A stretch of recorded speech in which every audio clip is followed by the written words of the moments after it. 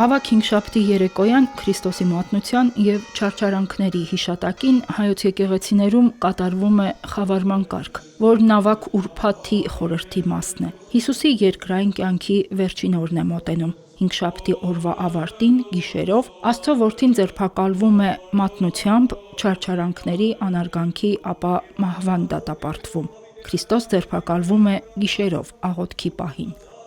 Եկեղեցիներում խավարման և վշտի արարողությունը ձգվում է մինչև կեսգիշեր։ Սուրբ խորանին 12 մոմ է վառվում։ Դրանք առաքյալների խորհրդանիշն են։ Կենտրոնում Քրիստոսին խորհրդանշող մեծ մոմն է, որովհետև խավարման գիշերվա մթից ազատագրող լույսն է Քրիստոս։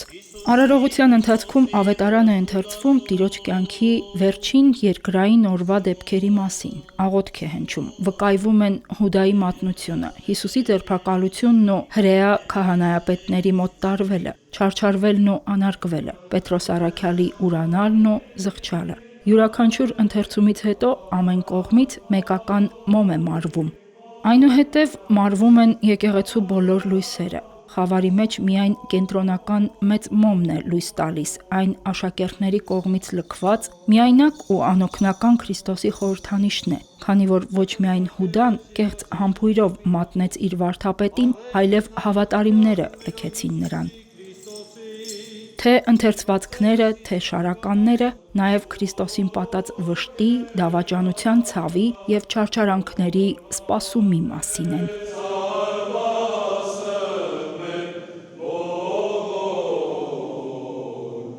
Ավետարանը հիշեցնում է, այդ օրը մարդիկ աստվածային լույսը նկատելու փոխարեն խավարը ընտրեցին, ցույց տալով իրենց մութ ու խավար կողմը։ Չնայած դրան լույսը չի պակասում, և եթե անգամ հանգամանքների բերումով հավատքդ էլ ուրանաս, Աստծո սերը չի նվազում։ Աղոթքի, ապաշխարության ու կրկին դեպի Տերը դառնալու խորհուրդն ունի խավարման կարգը։ Հերմինե Հակոբյան, Գևորգ Ավագյան, Վռամ Խանամիրյան, Եկեղեցական կյանք։